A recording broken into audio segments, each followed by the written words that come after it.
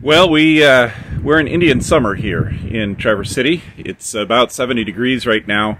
It's a gorgeous day outside, and so I've had a chance to come over and get some things done at the bus. You just saw it fired up. It's still lugging a little bit, which we'll see. It's smoked, of course, but that does at the very beginning. It's just that it keeps on smoking that I have a problem with.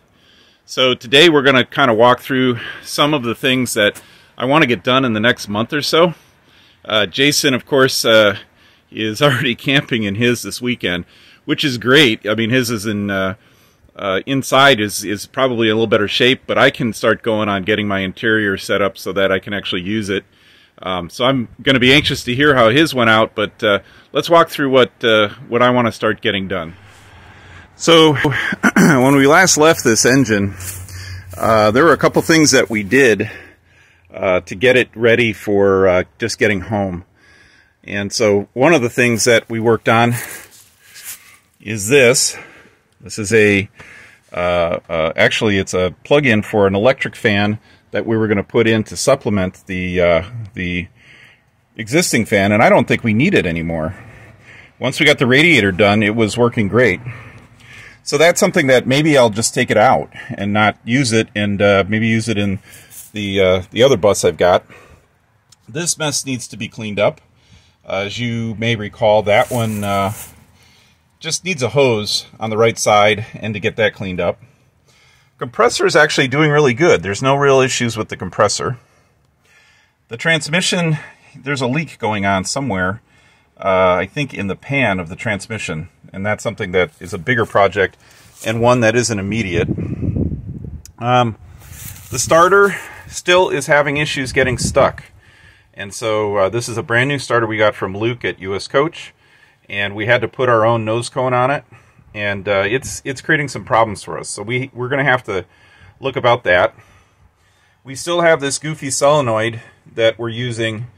It's just an automotive solenoid to start the starter, and so eventually we want to get the original solenoid, original configuration that we use for the in the bus back in the little fuse area. The flapper is working great. Probably clean the wires up on that. Oil baths all have JB weld on them, and so at some point I'm going to go through and put real weld on it and get that off. Do need a valve cover gasket, but I kind of like this. This is JB weld and a piece of aluminum that Scott fabbed up and Jason fabbed up when we were at the Bus Grease Monkey. I might just leave that alone for right now. Eventually I'll replace it, but again, that one seems to be working. Here's the big one. So this copper pipe that goes into this tube, that's the water manifold. And we've got all kinds of problems. 2 holes. This is one of the big things that disabled us. Above it is the thermostat, and you can see that as well. Oops. Above it is the thermostat, and you can see that. But this water manifold is a mess. And I've got another one sitting in the bus, but it's not an easy thing to get to. If you look, it's you know, it's way in the back. And so accessing that's going to be a bit of a challenge. I do want to get the cabin heat hooked up. As you can see, there's a faucet handle right there. It's actually a valve that opens up the other system. But it's one of those things that you gotta, once you open it, you gotta make sure you can see it through. And then there's another valve down here. The belts seem to be doing okay. I just inspected them visually, so that's okay right now. One thing that is not okay is the radiator is completely empty. It's been sitting for 3 weeks now, and the radiator is just sitting empty. And so I think that there might be a leak going on with that down there. There's a leak somewhere, and I need to identify it so that it holds fluid.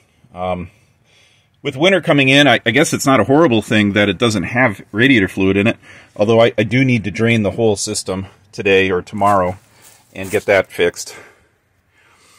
Let's see, there's other things that are going on. Blower seems to be working good. The regular shutoff solenoid and the governor need to be redone. I think that probably what will end up happening is I'm going to remove the governor, drive it down to a shop not too far from here where there's some serious mechanics, and get them to rebuild it. I think it's just worn and it needs rebuilding. One of the other things that needs help is this little guy down here. That's the reverse solenoid, and so that one's probably going to be removed. Once I'm done driving it for the winter, I'll probably remove that, take it back to my bench, and work with the spare that Rodney got me, and get that kind of fixed up. So this is, I think that's a pretty good punch list. I'm sure there's going to be more stuff, hammering out oil leaks and things like that. I'm sure there's some little things that Jason and I kind of decided, we could get us home, but we need to fix it, that I'll have to go through and do. Mostly clean up after we get those bigger issues resolved. Let's go up and look at the front side. So, up front, there's some more work that needs to be done, and this is where I'm really jealous of Jason's bus. For starters, right now, my bus, when you turn it into the stop position, you can still see that the dashboard lights are on. That's draining the battery right now. And so this whole assembly is probably going to need to be taken out and cleaned.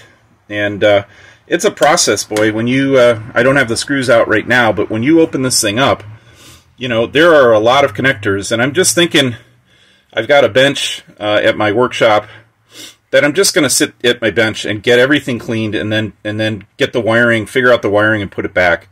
That's really gutsy. I mean, in larger cars, you don't really do that. You don't just take it all apart and then clean it and put it back. You just work on one at a time. But I think that it's going to be an investment in the future, not having as many problems.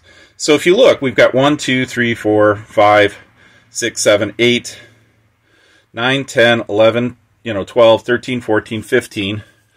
You've got the horn. You've got the cooling system, which isn't working. That switch, the cooling system switch. Here, let's get the shifter out of the way. You've got the whole start-stop mechanism, which right now it hits the blower. It triggers the emergency shutdown, not just the regular shutdown, because the regular shutdown's not working. So that has to be fixed. You got your turn signals, which they do work right now.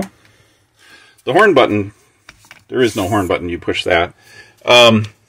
This whole side of things, we weren't getting a very good temp reading.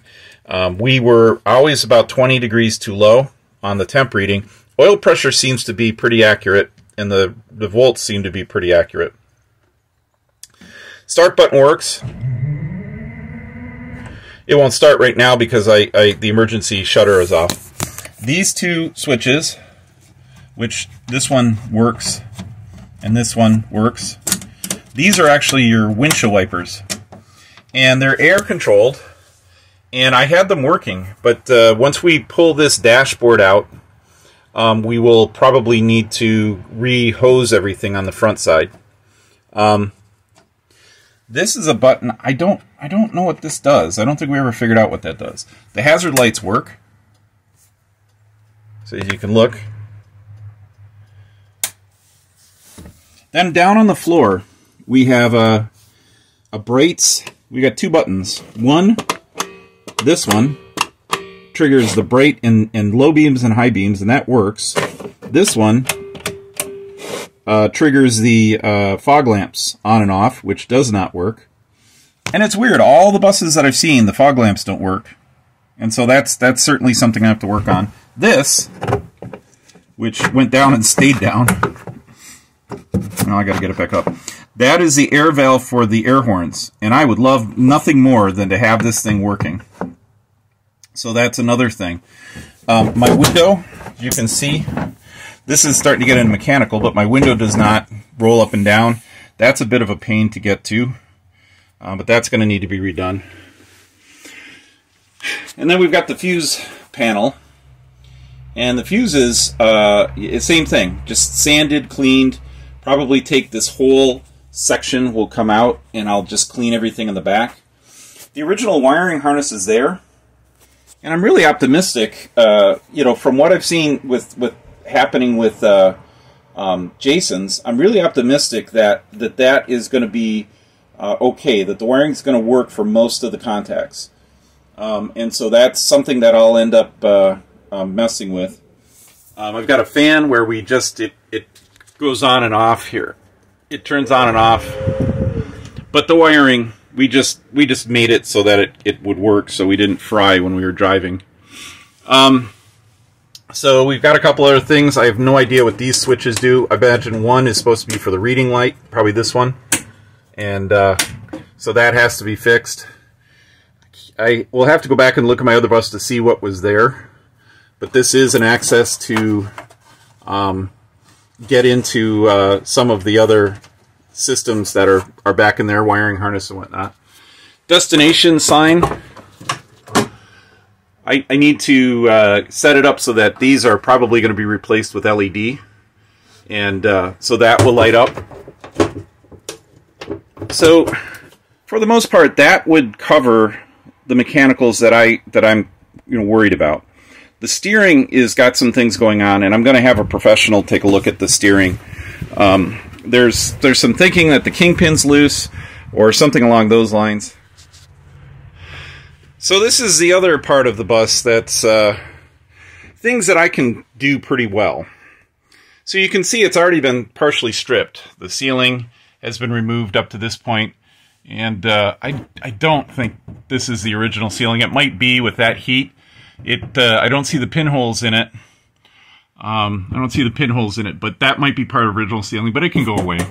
This metal that you see up here, that will likely stay. I'm not going to do anything with that. But it's a blank slate, right? When we take a look at it.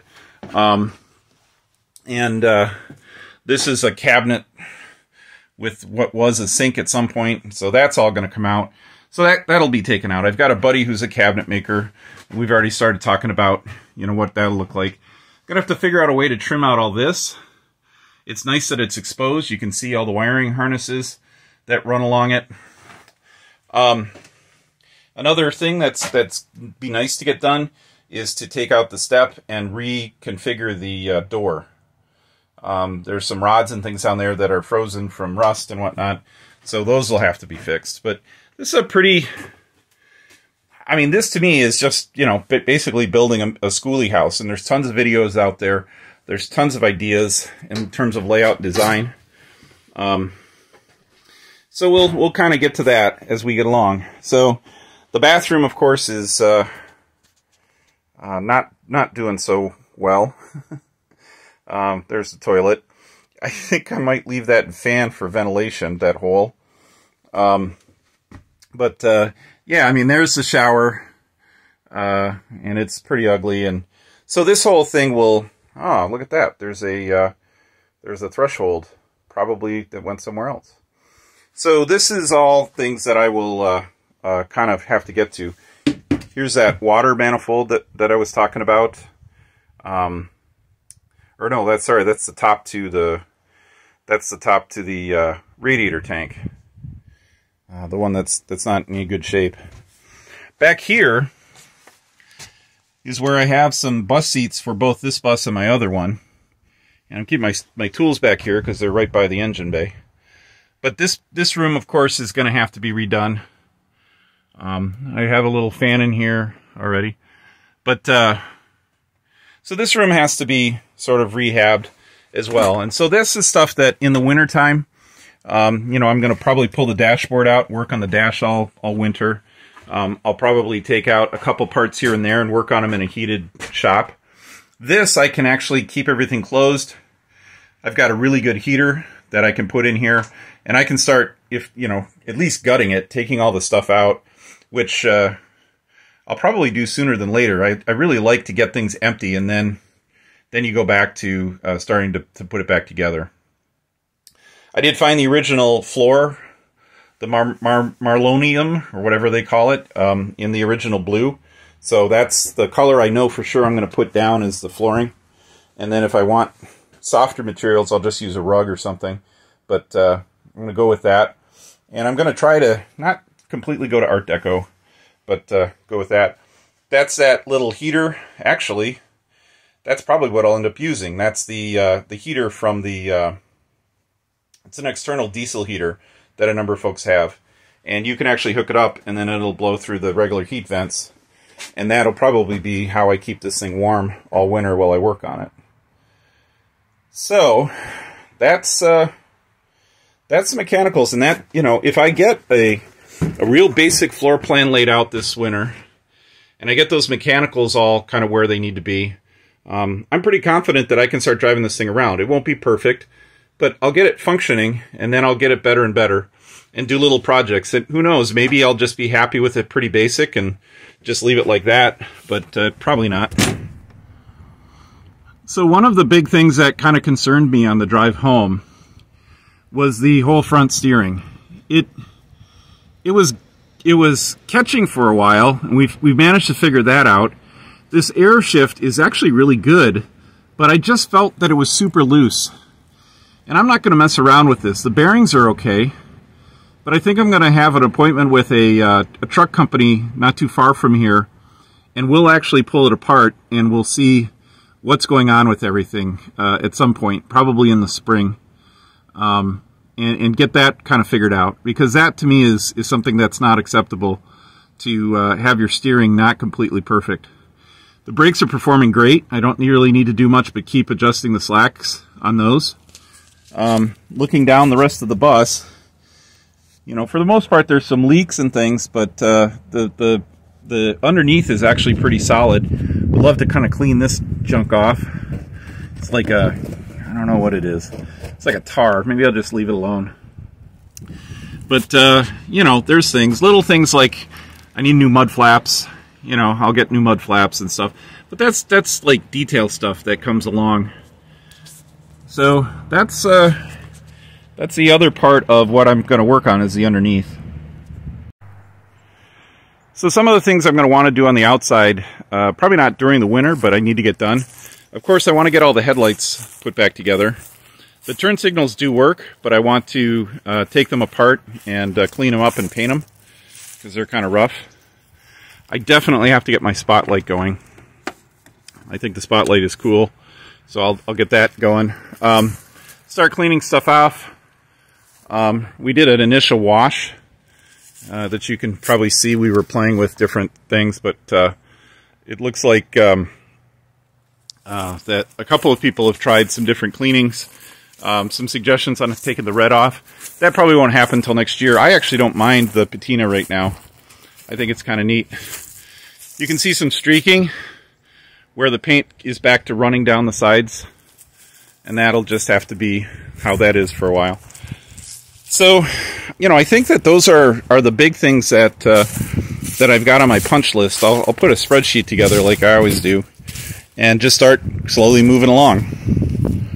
So that's a good idea of some of the things that I want to get done, and I'll have plenty of time. Like I said, these sunny days aren't going to last very much longer, and I'll be in there with a heater and the work that I have to get done this winter. So I appreciate you watching my videos. There's 3,000 of you who subscribed. If you haven't, please do subscribe, and I guess hit that like button as we move into our next chapter with this bus from rescue to restoration, which I hope to do a lot of this winter. So that's it for this video, and hopefully we've got another one coming about the Silver Ghost, the other pre-war bus that I've got that's still in Indiana. So stay tuned for that.